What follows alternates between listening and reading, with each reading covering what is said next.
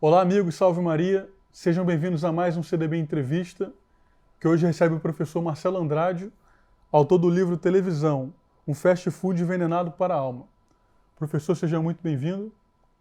O senhor pode se apresentar para o público que talvez não conheça o senhor? Então, boa noite a todos. Inicialmente agradeço ao convite do CDB, muito gentis. E aqui estamos então para essa entrevista aqui. Esperamos que seja proveitosa para todos. Para quem não me conhece, meu nome é Marcelo Andrade, sou advogado de formação, mas tenho vários vídeos e aulas no YouTube, em vários canais, Monfort, Flos Carmelli e o meu também, Marcelo Andrade. O senhor tem não só esse livro, né? O senhor tem publicado um livro sobre gastronomia, um sobre a independência do Brasil. O senhor tem uma preferência por tratar de história? Então, eu publiquei, eu tenho 6 livros escritos, 4 impressos e 2 em formato Kindle. Meu primeiro livro é da televisão, daqui a pouco nós vamos comentar mais sobre ele. Depois eu escrevi um conto que é minha família do interior de São Paulo, e eu escrevi um pequeno livro sobre causos do interior. Depois escrevi, esse está publicado em Kindle, chama Motes Resolvidos. Depois eu publiquei também um livro sobre história dos Estados Unidos, também em Kindle. E em formato impresso também tem um outro, Metafísica da Gastronomia, que está aqui. Depois, se der tempo, a gente conversa. E também em formato impresso também tem Impérios Coloniais. E o meu último foi em 1822, a separação do Brasil. É parecido com o livro do Laurentino Gomes? É um pouquinho diferente. Um pouquinho diferente, né, professor? Bom, e aqui, professor, televisão, fast food envenenado para a alma. Qual que é o fio condutor do livro? Então, eu era católico do IBGE, né? Aí eu me converti lá pelos 22 anos. E aí me aconselharam a abandonar a televisão. Eu acabei acatando o conselho, mas sempre ficou alguma coisa, uma luzinha lá na cabeça falando, tudo bem, a televisão é errada, mas por que ela é? O que justifica abandonar a televisão? É um problema de conteúdo ou é um problema de meio? E aí então comecei a pesquisar, comecei a me interessar pelo assunto. Antes gerou uma série de artigos que foram publicados online e depois eu resolvi lançar o livro. Esse livro já está na 2ª edição. A primeira edição dele, se não me engano, foi em 2016 e a 2ª edição do ano passado, 2021. E aí quando eu estudava, duas coisas me chamaram muita atenção. Uma, que realmente o problema da televisão é um meio, não é problema de conteúdo. Isso aí acabou me impressionando bastante. Então, realmente é uma coisa que tem que ser abandonada, a televisão. Não é uma coisa que você tem que selecionar os meios.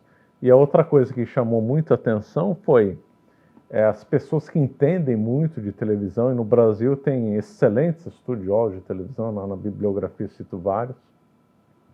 São pessoas que realmente entenderam a televisão, que fizeram estudo realmente impactante, só que eles não fazem um combate contra a televisão.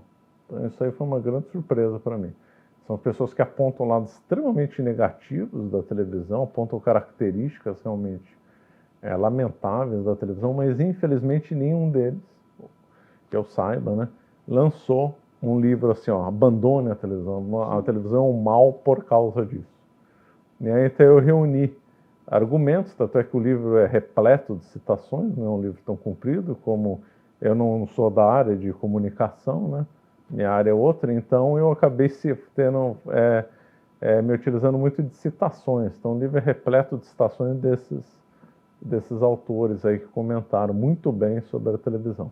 Tem um livro, eu estou até vendo aqui no cenário, que o CDB publicou na época do Clube de Livros, chama O Homem Moderno, do padre Alfredo Sanz, é um jesuíta argentino. Não sei se o senhor conhece esse livro, mas um dos capítulos, são vários aspectos do homem moderno, né?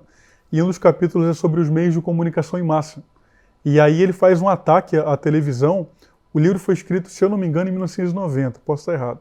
Mas não havia ainda esse advento da internet. Eu imagino que se ele atualizasse o livro hoje, que ele ia entrar com as 2 pernas na internet. Mas eu li o livro, para mim é um dos melhores livros publicados pelo CDB, e ele fala assim, do problema da televisão enquanto meio de comunicação em massa. O senhor vê que esse é o problema também, ou tem alguma coisa a mais? Sim, tem o lado de massa, é que toda comunicação voltada para a massa, pela própria natureza da coisa, ela tem que ser no nível raso, superficial. Sim. E tudo que é superficial não estimula inteligência. E numa linguagem mais informal, significa que emburrece as pessoas. Mas o problema da televisão vai mais além, e aí entra a internet, não a internet totalmente. O problema da internet é como usá-la. A televisão não tem um jeito bom de usá-la. A internet tem um bom jeito de usar, o telefone, o celular, mas determinadas regras, determinadas características que existem na televisão e que são nefastas, também estão presentes na internet e no celular. A diferença é que, tanto no celular como na internet, dá para a pessoa controlar, porque ela tem o poder do controle. Embora a gente saiba na prática que a maioria não controla e vai usar o celular e a internet como televisão e vai dar nos mesmos efeitos. Porém, existe essa possibilidade, não é uma coisa assim que não existe uma possibilidade da pessoa saber usar tanto um quanto o outro. Agora, na televisão, inexiste isso por uma razão óbvia. Ninguém controla a programação da televisão. E a televisão, ela foi feita aí que tá, porque aí teria que ter uma exposição mais longa para demonstrar que as grandes emissoras, as pessoas que estão por trás da televisão, eles deram uma característica. A programação televisiva, ela tem uma alma ruim, definida, que independe do canal, independe da emissora. Não adianta trocar de emissora, independe da programação. Ela tem uma característica definida que varre todas as emissoras do mundo, porque ela foi formada dessa forma. Qual que é essa característica, professor? Então, a televisão ela tem várias características, né? Nós podemos apontar que dão a forma dela, né? Pensando até de forma, eu estou usando bem no sentido metafísico, né? Que dão o que ela realmente é, define o que ela realmente é. Mas nós podemos aqui, que nós estamos aqui numa conversa, né? Para não ficar uma exposição muito acadêmica, podemos falar de algumas características que são especialmente nefastas. Uma é a fragmentação. Outra é a superficialidade, a ideia do fluxo e a ideia da mudança rápida. Sim. A gente conversava aqui um pouco antes de entrar na gravação que a inteligência ela tem uma natureza, né? E para que ela possa aprender os conceitos, tem um ritmo, e que isso é quebrado o tempo inteiro na televisão. A Rede Globo me fez esse favor de me afastar muito da televisão. E quando eu tenho 2 tias idosas que moram comigo, às vezes eu vou jantar com elas, né? Tá lá ligado o Jornal Nacional. E são momentos de aflição, confesso, que enquanto vai dando noticiário, mas é o que o senhor falou, quase uma pretensão diabólica, né? De cobrir o mundo inteiro e naquela chamada que eles fazem ali de 30 segundos antes de começar. E eu sempre falo isso com as minhas tias, são idosos, não vão conseguir aprender tudo, mas você tem ali uma emissora que ela trata de um assunto vastíssimo em 3 minutos. Né? Como é que você vai esgotar um assunto desse tamanho em 3 minutos, comparado com uma aula que alguém daria sobre aquele mesmo assunto de 3 horas, um curso sobre aquele assunto, né, professor? Então, essa pretensão de esvaziar todo o assunto, né, em 2, 3 minutos. É verdade, é impossível. E depois, o cérebro trabalha com momentos de concentração e relaxamento. Ninguém consegue estudar 2 horas seguidas. Então, daí é que nasceu aí o método Pomodoro, né, que é mais ou menos 20 minutos de concentração. Agora está na moda, né, o termo também hiperfoco. E algum momento de relaxamento.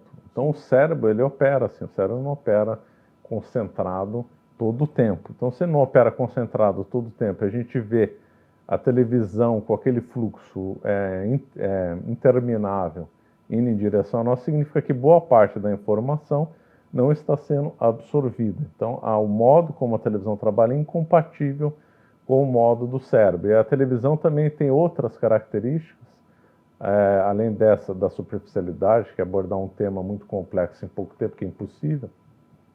Também tem algumas outras coisas que o cérebro não acompanha. Eles sabem disso e usam de propósito para fixar a atenção e com o objetivo também de destruir a inteligência, né?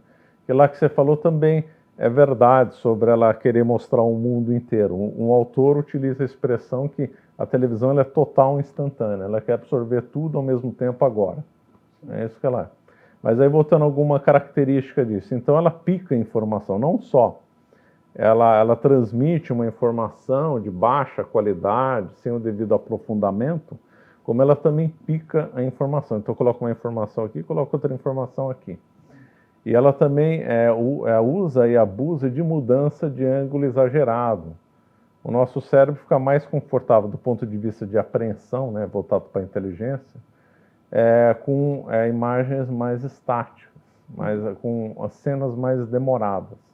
Se a cena muda muito rápido, o cérebro não acompanha. Se o cérebro não acompanha, esse sistema não é voltado para a inteligência. Então, toda a construção da televisão é voltada para emburrecer o ser humano, ela é contra a inteligência. Outra coisa, característica nefasta, é a ideia do fluxo. É que a televisão não para, ela não tem começo, meio e fim. Por exemplo, você entra num canal do CDB, tem lá tem uma aula de 1 hora. Agora, a televisão ela não tem começo nem fim. É programação infinita. É programação infinita, é a tese do fluxo contínuo. Isso é um desastre para o cérebro. Né? Professor, tem outra característica que eu queria que o senhor comentasse. Tem outro livro publicado aqui pelo CDB que eu gosto bastante, que é A Morte da Cultura Cristã, e do professor John Cena, um professor americano. E ele diz que... tem uma frase logo no início do livro que diz que a filosofia e a teologia elas não podem curar uma imaginação saudável, porque uma imaginação saudável pressupõe um estudo de literatura, né, uma cultura cristã. E eu mandei uma mensagem para um amigo, professor, que indicou esse livro, inclusive, e eu falei isso para ele. Caio, eu quero estudar filosofia e teologia, mas eu lembro o que formou a minha imaginação. E eu lembro, eu garoto, vendo desenho animado, vendo Dragon Ball, eu lembro perfeitamente do 11 de setembro, quando aconteceu aquilo, eu estava vendo televisão na hora, né? E, enfim, a minha imaginação ela foi formada toda pela televisão, né? Comparado com alguém que nasceu há 300 anos atrás, cuja imaginação era formada por livros de literatura, por contos das Sagradas Escrituras. Televisão e imaginação, professor, principalmente para a infância. Né? Uma criança que tá ali viciada, vendo 3, 4, 5 horas de televisão por dia. O que acontece? Pessoas antigamente, mesmo que a pessoa não fosse estudiosa, é melhor ter as imagens retidas no cérebro, ter o acervo da memória no cérebro, formado, por exemplo, por árvores, montanhas, rios, animais, do que com imagem da televisão. Agora, voltado para a criança, é que o desastre é maior. Inclusive, tem estudos aí que estão relatados no livro, que realmente a televisão corrompe a inteligência das crianças. Além de roubar a infância, né? Porque o ideal da infância é que a criança brinque. Sim. Que a criança vá jogar bola, que a criança vá brincar de peão, que a criança combine a imaginação dela com algum elemento da realidade. Exemplo, todo mundo brincou ou pelo menos hoje em dia acho que as crianças não fazem mais isso, imaginou um cavalo num cabo de vassoura. Eu fazia assim quando era pequeno.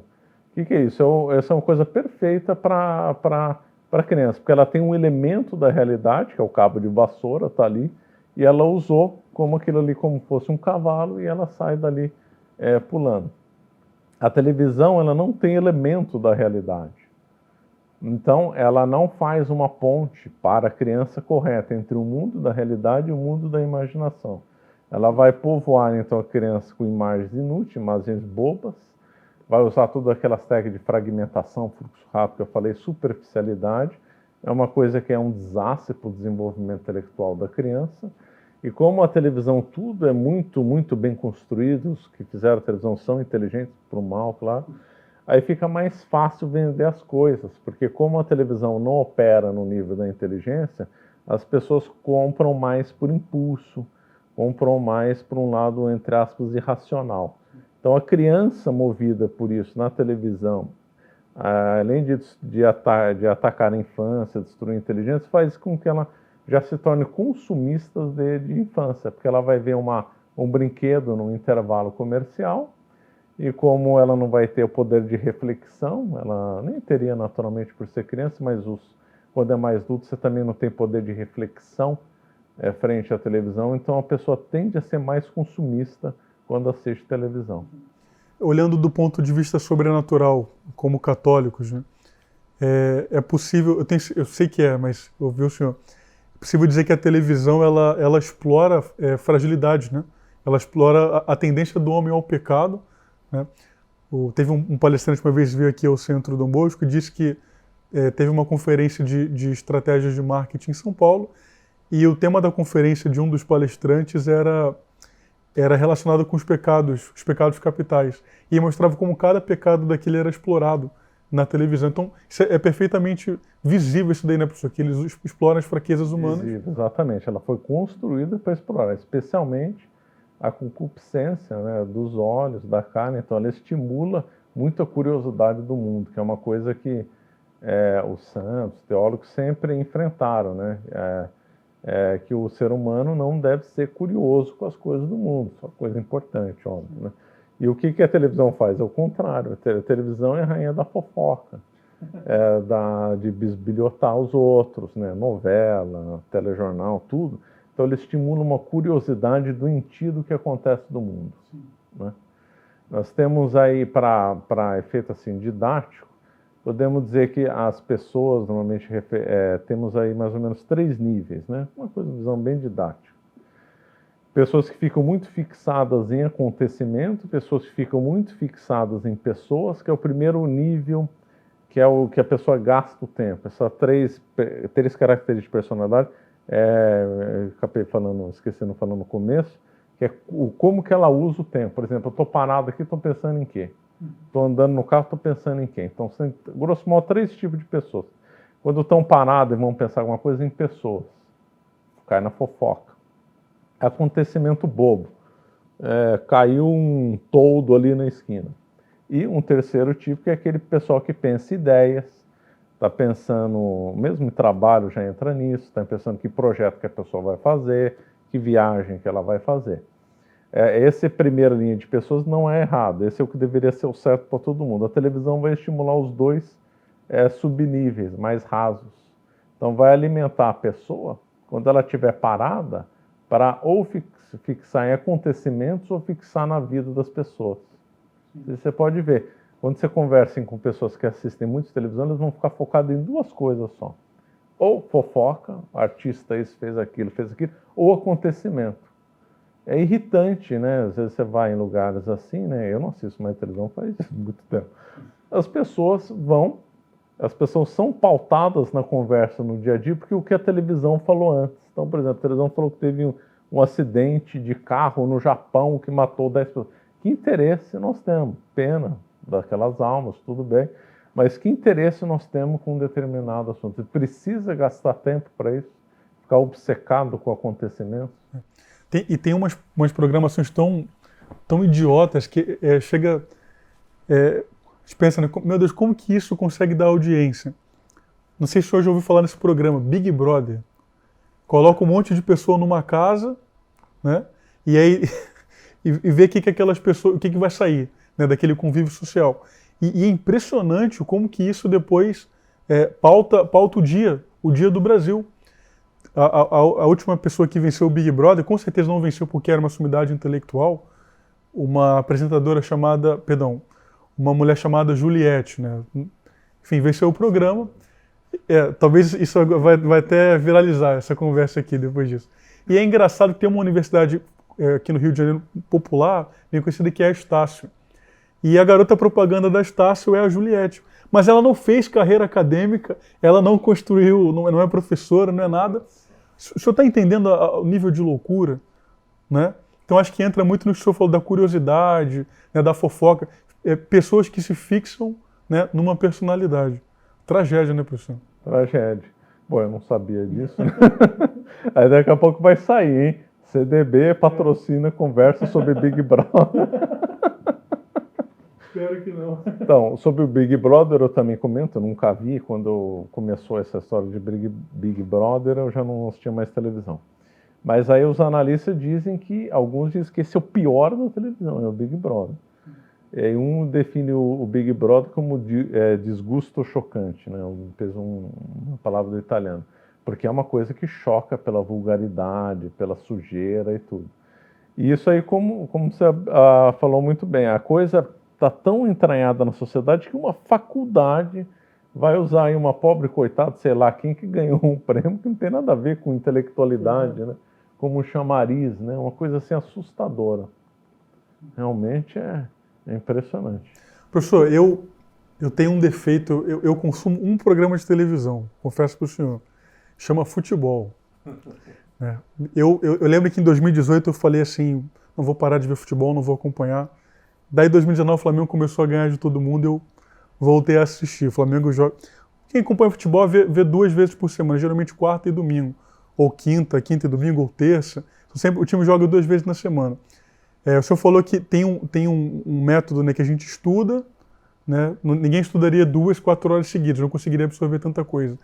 É possível encontrar algum benefício na televisão nesse ponto? Eu tive um trabalho intelectual agora e agora eu vou descansar um pouco a minha mente. É possível usar a televisão como isso, como um descanso, como intervalo? Pode falar à vontade, professor. Se eu estiver errado, fique à vontade para me censurar. Nem para isso. Sabe por quê? Porque aí é uma visão meio errada. É lógico, o cérebro ele tem que descansar, mas não fica desligado, né? Sim.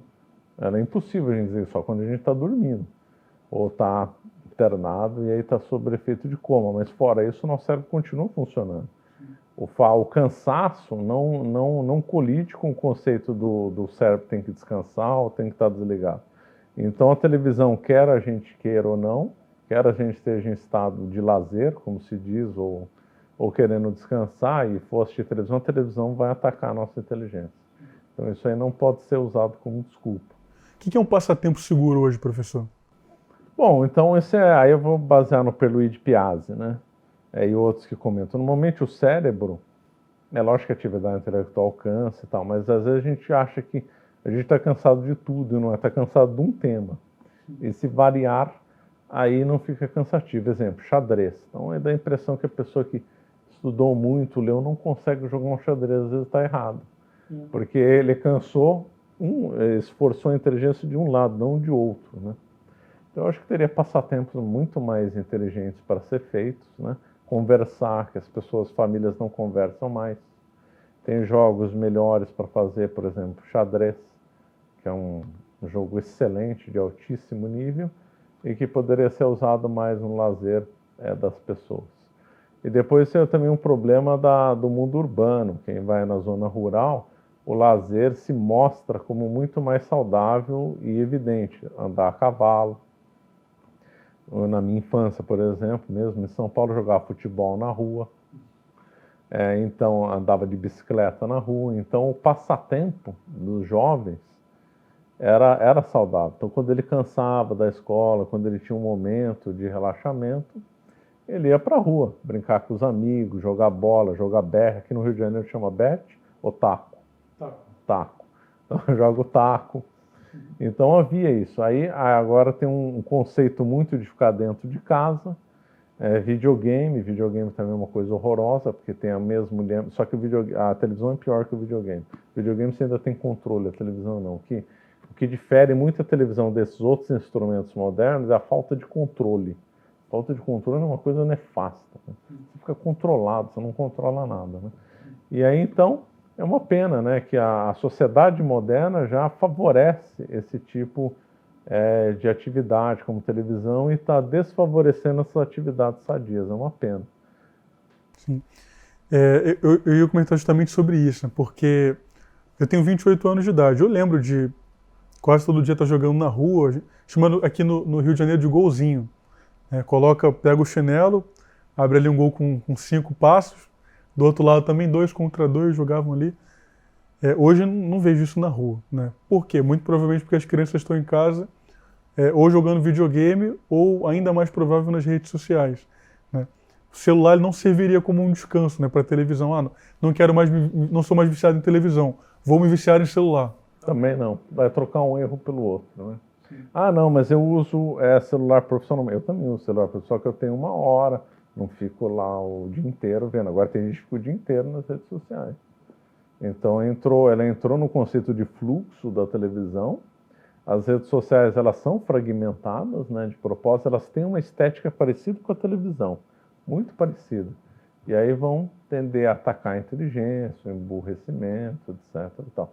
O que é o melhor é o YouTube, né? Depende do canal, claro. Porque o YouTube, então, a pessoa que está falando, montou o canal, então ela então consegue desenvolver um tema só, ela é livre para construir, então fica um ambiente mais sadio, mais controlado. O YouTube é muito melhor que Instagram e que TikTok e qualquer outro desses. Sim. O senhor falava de fragmentação, um story do Instagram ele tem duração de 15 segundos. Né? Uma pessoa que vê 1 hora de stories, ela pode consumir até 240 stories diferentes. Aí ela vê desde futebol, a receita de pizza, a notícia de política. Então é muita coisa, ela nunca consegue, não consegue se aprofundar em nenhum assunto. Então eu fico pensando também, uma pessoa que depois de, sei lá, depois de 1 ano, consumindo 1 hora de stories no Instagram por esse período, ela vai ler uma página de um livro? Não dá para ler uma página em 15 segundos. Né? Será que não idiotiza mais do que a televisão, nesse ponto, professor? Sim, vai idiotizar tanto ou mais, né? Porque vai levar a característica da fragmentação, da superficialidade, do fluxo, a uma potência enorme. A mesma lógica da televisão aplicada. Vai ser daí para pior. E é interessante esse ponto. Tá? Só um dado lá do futebol que eu me lembrei. Antigamente em São Paulo tinha placa de trânsito indicando criança jogando bola. Hoje essas placas sumiram. E eu jogava na rua e na minha rua tinha uma placa de advertência de criança jogando bola. Agora, é impressionante como as coisas se casam, né? Como foi construído um mundo contra a natureza do homem para corrompê-lo, um mundo desproporcional ao homem. E tudo casa. A pessoa que fica muito ligada a fluxo constante, mudança rápida, fragmentação, ela não consegue parar para ler uma página de livro, ela vai ficar entediada. Ela está tanto dominada pelo signo da velocidade que ela não consegue parar 1 minuto para ler uma página. Ela vai abandonar o livro e vai querer ficar vendo rede social logo em seguida. Então, até nisso tem um efeito maléfico. Além de atacar a inteligência por si mesmo, vai levar a pessoa a perder tempo, também é outro dado ruim, e também vai levar a pessoa sob o signo da velocidade, que a pessoa não vai conseguir mais ler livro. As pessoas não leem mais, né? Aliás, só para concluir que eu não esqueça, um hábito bom, você estava falando, que hábito que a pessoa poderia usar nas horas vagas? É um hábito cozinhar, excelente. Né? Faz uma higiene mental enorme, a comida é muito melhor do que comida pronta. Eu faço um paralelo em fast food, que é uma coisa horrorosa. Eu tenho a versão McDonald's, Coca-Cola, salgadinho empacotado. Tudo isso é um lixo completo. A televisão está para o ambiente intelectual, assim como o fast food está para a comida. E tudo se casa, né? Aquele fast food, comer rápido. A televisão, rede social, o signo da velocidade. Os dois se casam numa coisa voraz. Cada vez menos as pessoas têm refeições mais longas, mais demoradas. Todo mundo quer produto industrializado, todo mundo quer o fácil, quer o iFood. Nada contra o iFood, se pegar uma comida boa de entrega, nada contra. Mas as pessoas poderiam ter um hobby muito melhor e mais saudável se passassem a cozinhar. Esse que é o tema do livro do senhor, sobre gastronomia? A metafísica da gastronomia. Na metafísica da gastronomia, eu desenvolvo um conceito baseado em São Tomás de Aquino e também ataco o fast food, né? Então, esse livro é produto de uma frase, na verdade, esse livro, por isso que está São Tomás de Aquino já na capa, né? Sim. São Tomás de Aquino na mesa, porque São Tomás de Aquino, comentando as bodas de Caná, comentando o porquê do vinho, né? Então, aí São Tomás de Aquino diz que o vinho simboliza a justiça, a caridade e a sabedoria. Ora, o vinho está simbolizando uma virtude cardeal, uma virtude teologal e um dom do Espírito Santo. Quer dizer, é uma coisa magnífica que São Tomás de Aquino disse. Uma matéria que a gente toma, um alimento, vinho, que é o mais elevado de todos, simbolizando uma coisa grandiosa. Né? Jamais direi sobre a Coca-Cola, né, professor? Jamais seria. Coca-Cola é antimetafísica. Então, se o maior doutor da igreja diz que o vinho tem essa característica, o vinho simboliza isso, então, aliás, esse foi o mote do livro, né? Está logo na introdução eu comento sobre isso. Então, outras comidas, outras bebidas vão ter simbolismos também, e o vinho vai ter outros simbolismos também. E aí foi isso que eu construí o trabalho, sobre o simbolismo da gastronomia. E aí foi uma grande surpresa, estudando São Tomás de Aquino, até na gastronomia, o santo doutor ajudou, né? Quer dizer, o homem, realmente ele é o mestre dos mestres. Perfeito, professor. Desde a teologia até a gastronomia. Eu não sei se o senhor já viu alguma notícia sobre isso. Metaverso, o senhor já ouviu falar? Já. Uma experiência em ambiente virtual, como se houvesse ali um avatar meu, né, e eu vivesse, transferisse a minha vida para o plano virtual. Inclusive, saiu uma notícia recentemente de que a Rede Vida fez a primeira transmissão de uma missa no metaverso. Né? É esquisito falar uma coisa como essa. Né? Acho que as pessoas não percebem o erro que é isso daí, porque, veja, durante a pandemia, o mundo parou, as igrejas foram fechadas, não é? E aí as pessoas foram acostumadas a ver a missa pela televisão, pela internet. Tem gente que nós sabemos que infelizmente não vão voltar a ver, não tinham a noção do sacramento, né? E agora estão cedendo mais uma vez, né, a mais uma etapa da agenda da revolução. Eu queria saber se eu enxergo essa experiência virtual do metaverso como uma continuação do que foi a televisão.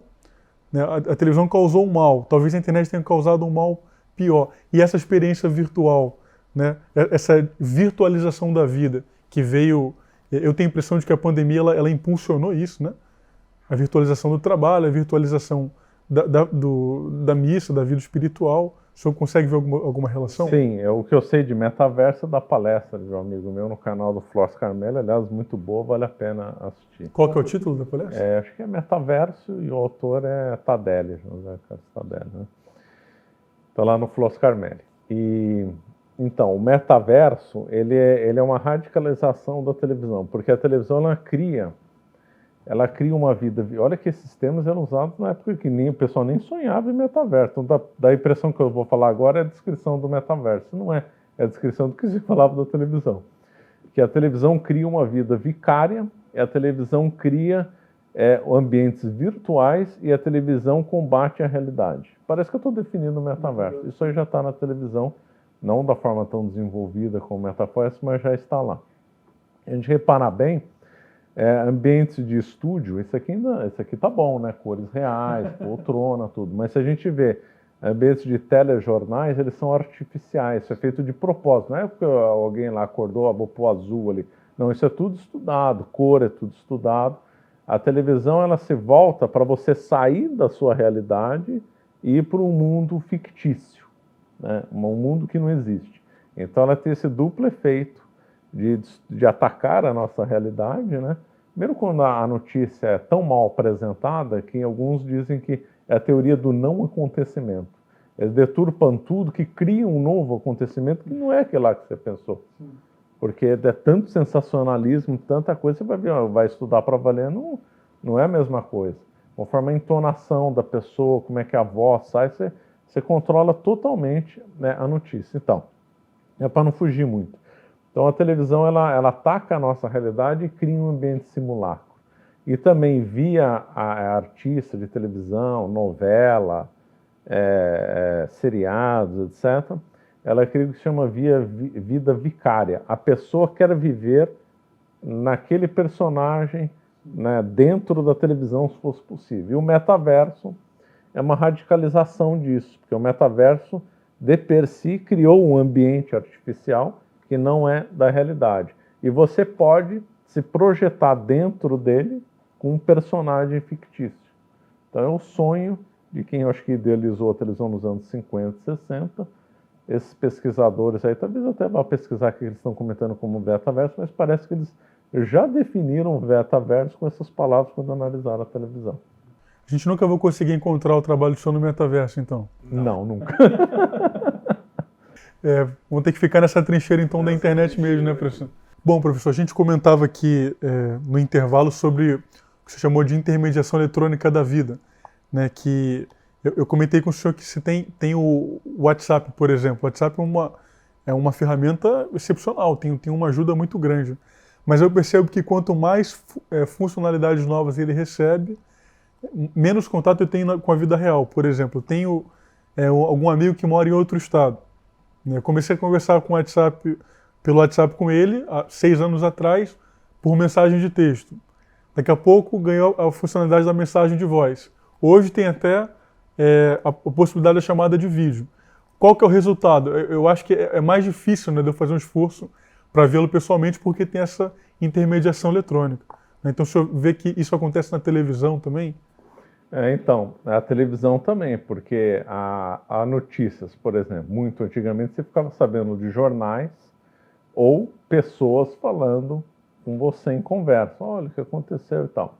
Então a televisão, ela virou uma grande intermediadora das relações, né? Intermediadora de sensações também. Então eu falei assim, então eu já vi pessoas assim, mas você fala, não preciso viajar, a televisão já me mostrou tudo.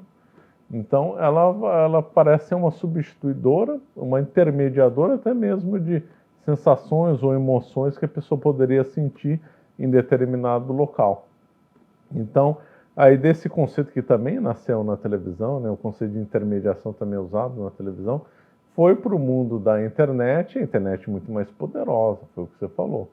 Então agora vários amigos não precisam, entre aspas, se encontrar mais, porque tem o WhatsApp, tem o Telegram, agora surgiu um outro, né, Discord, né? Que aí então cada um coloca mais funções, porque aí fica com mais recurso, então fica cada vez com a intermediação eletrônica mais forte, inibindo contatos humanos diretos. E tem uma versão, uma coisa perversa disso, que se vê em restaurantes, né? Que você vê às vezes família vai jantar num restaurante, tá todo mundo com o celular, um está conversando com o outro. Também já vi amigos que em vez de eles estarem lá, supostamente não se encontram algum tempo, ficam no celular. Quer dizer, eles estão se reunindo, eles estão juntos apenas fisicamente. Psicologicamente, um está falando com não sei quem em outro lado, outro com família. É mais trágico, né? Perfeito. Por que tem que usar o celular na hora que a família está se reunindo para almoço e para jantar? Essa é uma hora que o celular tem que estar proibido, não pode. Tem que estar totalmente excluído da vida familiar. É a hora que os pais e os filhos têm para comer junto, conversar, o filho mostrar o que foi na escola, o pai dar algum exemplo edificante para o filho. Agora, como é que vai ter ou crescer uma família assim moralmente correta, com cada um num canto, com o celular na mesa ainda, que é pior ainda, né? Porque a mesa, ela serve para convivência social e serve para você saborear os alimentos, obviamente. Se você fica no celular, você não saboreia mais alimento. Fica só uma reposição de refil, uma recarga de bateria. Mais uma vez estimula o fast food e tudo. Vê como tudo se encaixa. Né? E voltando ao assunto do metaverso, imagina quando isso pegar para valer, né? As famílias vão se juntar para almoçar em realidade virtual, né? A coisa tende só a piorar, né, professor? Bom, eu queria fazer uma pergunta para o senhor. Isso acho que deve estar na curiosidade das pessoas. Existe algum bom uso da televisão? Se aparecesse um canal, vamos supor, olha, esse canal aqui ele foi feito com a programação para ser a melhor possível, só vai ter documentários edificantes, não vai ter isso que aparece no History Channel, esse bando de mentira, não vai ter anúncio. O senhor acha que ainda assim traria malefícios? Então, aí que o problema do conceito metafísico da televisão. A televisão como tal, ela tem determinadas características. Se a gente monta uma estrutura que não tem as características da televisão, não é televisão. Se a gente colocou o nome TV, é impropriamente falando. Entendeu? Porque a televisão não é só, coloquei TV, é TV. Não, não é. A televisão ela tem características definidas que definem como que ela é. Né? Eu já citei aqui algumas. Né? Então, se a gente monta uma estrutura na qual não vai ter fragmentação, não vai ter mudança rápida, vai ter começo e fim, os temas vão ser apresentados de modo mais aprofundado, e dar o nome de TV está errado, porque não é TV. Entendeu? Então, uma aula gravada no YouTube é TV? Não. E se a gente colocar o nome TV, é TV? Não, não é. Se a gente colocar uma placa de cachorro num elefante, ele vai virar cachorro? O elefante vai virar cachorro? Não. Então, a televisão é a mesma coisa. Então, isso que as pessoas procuram. Não é tudo imagem mais som que é televisão. Não, não é. A televisão ela tem uma cara. Ela é uma rádio, é uma transmissão na qual não tem o controle, feita por grandes grupos empresariais com objetivos materialistas, e com determinadas características. Se a gente viola essas características, não é mais TV. Muitos canais de YouTube hoje que tentam simular a programação de televisão, então não entrariam nesse problema. Não, e aliás eu não sei por que usam, né? Quer dizer, a televisão virou uma coisa tão forte, tão poderosa na imagem, que a pessoa monta às vezes um canal no YouTube e põe o nome TV, não sei o quê. Não é TV, não tem característica de TV. Então, e não sei, mas coloca TV porque o nome seria bom, o nome seria atrativo e tal, mas é uma coisa completa, não deveria colocar, porque não é, né? Sim. Eu comentava também aqui no intervalo com o senhor, professor, que eu conheço um livro, recomendo bastante, do Josh Hawley, senador do Partido Republicano lá dos Estados Unidos pelo Missouri, chamado A Tirania das Big Techs. Ele teve um enfrentamento pessoal com Zuckerberg, e é legal porque ele tem uma oratória bacana, deixa o Zuckerberg gaguejando o tempo inteiro, é bem interessante essas audiências, né? Um capítulo do livro chama a Economia do Vício, e ele mostra ali a rede social, o potencial, né, que aquilo ali tem para viciar as pessoas, que certamente ele herdou da televisão, né? A televisão tinha um potencial para viciar e a internet ela acabou herdando essas características, né? E aí, já fazendo piada, eu peguei aqui também para a gente ver, abri aqui no YouTube, no intervalo, uma cena familiar que aconteceu comigo ontem, que eu estava vendo televisão erradamente com as minhas tias, né, enquanto a gente jantava, e aí o Fantástico estava mostrando uma matéria sobre um videoclipe de uma cantora que está ficando famosa agora no Brasil, chama Luísa Sonza, né? E aí o clipe dela eram cachorros que ganhavam vida numa noite de lua cheia e saíam para fazer as suas brincadeiras, né? O videoclipe chama Cachorrinhas, né? Tem 13 dias que foi publicado Cachorrinhas, tem 13 milhões de visualizações, professor. Então, as pessoas elas poderiam fazer um uso melhor da internet, né? Mas o que dá para ver é que essa tendência de consumir lixo, né, e de se viciar, né? A internet talvez ela não seja a salvação da televisão, né? Então, só uma coisa lá, quando você falou assim, eu imaginei, eu pensei, se fosse uma violinista que interpretasse Vivaldi, né, muito bem, negócio de visualização. Não teria esse mesmo sucesso que a gente está vendo aqui, né? Então, mas é interessante, a televisão, ela é feita já de uma sociedade decadente, ela gera mais decadência na sociedade, então fica um ciclo vicioso, que mistura causa e efeito. Uma sociedade decadente pede programas mais decadentes, esses programas mais decadentes pervertem mais a sociedade, assim vai indo, que é o que aconteceu com o Big Brother. Se o Big Brother fosse, eu não sei quando começou o Big Brother, mas se o Big Brother tivesse começado nos anos 70, acho que ninguém assistiria. A sociedade não estaria tão corrupta naquele momento para assimilar o Big Brother. O Big Brother é o resultado de uma corrupção maior da sociedade. Então a televisão, ela faz isso. Quem comenta em outros termos é um dramaturgista que escreveu novela na televisão. Eu não assisti nenhuma novela dele, eu só vi o que ele falou, dizendo justamente isso, que tem determinados temas que antigamente ele não poderia tratar. Esqueci o nome dele, está citado no livro.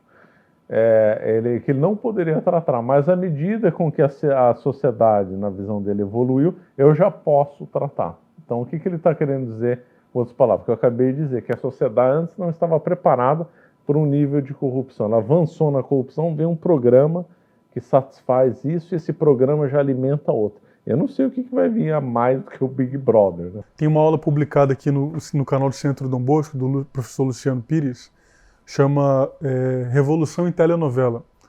E aí ele mostra como a novela ela favoreceu algumas agendas revolucionárias no Brasil, divórcio, anticoncepcional. Isso eu falava, teve uma novela, acho que chama Força do Querer, deve ser isso, uns 4 anos atrás, que tinha um personagem que sofria de disforia de gênero, que era uma mulher chamada Ivana. No meio da novela ela vira Ivan, e no final da novela o Ivan começa a gostar de homem. Uma confusão, uma maluquice. Talvez há 10 anos atrás ninguém seria inaceitável. Não seria chocante, né? E hoje, bom, não dá nem para o que é que vem agora, né, professor, então, nas próximas novelas da Globo? Então, aí poderiam falar assim, o que eu estou falando é meio exagerado e tal, mas vejam só o estudo do Albert Chong. o Albert Chung. Aliás, eu vi uma palestra dele pessoalmente, ele esteve no Brasil e eu assisti a palestra dele. Ele trabalha ainda, não sei, no Banco Mundial, né? E aí o Banco Mundial resolveu fazer um estudo no Brasil, que aliás foi publicado, chegou até na grande mídia, o que é, uns 15 anos atrás, acredito eu. Um estudo sobre novela e fertilidade das mulheres. Então, o que aconteceu? O lugar onde o sinal da Rede Globo atingia, as famílias tinham menos filhos. Meu Deus. E o sinal onde a Rede Globo não alcançava, as famílias tinham mais filhos. Então, conclusão do estudo é que a televisão moldou o comportamento das pessoas. Quem assistia famílias que assistiam televisão, casais, né, iam ter menos filhos. Que não assistiam teriam mais filhos. Então, a televisão molda, assim, o comportamento. Sim. Eu fiz o meu trabalho de mestrado sobre pandemia e educação. E aí eu fui a uma escola que fica numa zona rural do município aqui no Rio de Janeiro. Durante a pandemia, muitos colégios migraram para o ensino remoto, só que aquele colégio não tinha a menor condição de fazer isso, porque as pessoas não iam se adaptar, não havia uma cobertura muito boa de internet, né, de empresas de telefonia, né, de telecomunicações. E o que os professores fizeram? Eles iam nas casas e levavam uma apostila, né, para tentar amenizar o impacto, o melhor que eles puderam fazer. O que foi impressionante é que nesse colégio nenhum aluno morreu, nenhum aluno teve alguma complicação, nenhum aluno ficou muito afetado pela cobertura da pandemia, essa coisa de máscara e vacina, e máscara e vacina. Eles conseguiram encarar aquilo ali do melhor modo possível, porque eles tinham tantas preocupações com o trabalho do dia a dia, né? Os professores contavam que era muito comum que eles abandonassem o colégio próximo do fim, porque já tinham ganhado uma terra, já sabiam com quem que iam casar ali na região e já queriam começar a trabalhar, né, no próprio plantio, cultivar a própria terra. Então, como que fez mal, né, o uso exacerbado da internet e da televisão agora durante a pandemia, né, professor? Sim, porque aí eles exploram, né? Aí podemos olhar coisas de mais de um ângulo. Primeiro ângulo, televisão adora coisas sensacionalistas. Sim. A alma da televisão é sensacionalismo. Então, a peste deu para as televisões, para ambientes de internet, um argumento excelente para explorar o sensacionalismo. O mundo vai acabar, 10 milhões de pessoas vão morrer. Então, explorou porque a alma da televisão é sensacionalista. Então, foi ao encontro disso. Por outro lado, não podemos excluir que isso aí pode ser visto como um experimento, né, social, né? De fato, acabou sendo, ou realmente quiseram fazer assim, ou aproveitaram para fazer. Realmente foi feito um experimento social. As pessoas com medo da morte, com pavor, você vê que você pode levar elas para comportamentos irracionais. Sim. E além disso, a peste, então, levou as pessoas a buscarem mais os artefatos eletrônicos, mais as intermediações eletrônicas, mais fuga da realidade, né? Ainda mais que a intermediação real foi condenada com a questão do afastamento, do distanciamento. E isso até hoje, tem pessoas que têm muita dificuldade de voltar. Né? Professor, como que a gente encontra o senhor na internet? O pessoal de casa que ficou interessado no livro, se eu puder falar um pouco dos 3 livros que o senhor trouxe aqui, dizer como que a gente encontra na internet. Os livros foram publicados pela editora Flos Carmelli. A editora Flos Carmelli existe um grupo, né, chamado Flos Carmelli, e existe a editora Flos Carmelli. A editora Flos Carmelli é que edita os meus livros. Existe um site, né, na internet de nome Flos Carmelli, tem vários artigos muito bons lá, inclusive do saudoso professor Orlando, tem muitos lá. Tem artigos meus e de outras pessoas.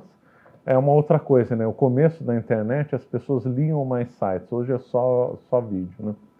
Parênteses fechado agora. Então, então meus livros estão na editora Flos Carmelli. Existe um site, né? Dá para imprimir. Ele é bem melhor imprimir texto que ler na tela. Muito melhor. E aí, né? Então tem a site, tem vários artigos meus no site da Flos Carmelli. E a Flos Carmelli também tem um canal com vários vídeos de várias pessoas, meus também. E também tem o meu canal no YouTube, né, Marcelo Andrade, que tem vários vídeos meus lá. Eu também tenho uma plataforma que eu dou cursos, né, chama Escola da Verdade Histórica. Tem alguns cursos meus lá, teremos mais no futuro. Então lá eu tenho um curso de História do Brasil, tem o curso de Impérios Coloniais, que nós vamos tratar aqui em breve, vamos tratar amanhã, no Centro Dom Bosco. E também tem um curso lá sobre como ler, né, que envolve também como escrever e como dar aula. Então tem uma plataforma online, que aí é paga, né, porque eu dou mais atenção, tem muita coisa publicada, chamada Escola da Verdade Histórica. E aí tem meu conteúdo aberto, né, no YouTube, que eu tenho lá vários vídeos. Também tem meu contato no Instagram, e aí, então é fácil me achar aí pelos vários canais. Excelente. Professor, grande satisfação ter o senhor aqui no Centro Dom Bosco. Espero que a estadia seja muito proveitosa. Peço ao pessoal de casa que siga as nossas redes sociais. Se você não curtiu o nosso vídeo, curta. Se inscreva no nosso canal. Nós temos agora uma plataforma de membros destinada a ajudar o Centro Dom Bosco a continuar suas atividades. Foi lançado o documentário exclusivamente na plataforma de membros, o documentário Cancelados. Outros serão lançados, não vou dar muito spoiler, mas outros serão lançados. Se você gosta do nosso trabalho, por favor, se inscreva. É possível ser membro patrocinador com qualquer quantia mesmo, tá bom? Que tocar no seu coração, ajude o nosso apostolado a seguir em frente, tá bom? Peço também que sigam o professor Marcelo, comprem seus livros, vai fazer muito bem para quem, como eu, foi educado nessa cultura da televisão, tá? Deus abençoe vocês, até a próxima e que viva Cristo Rei.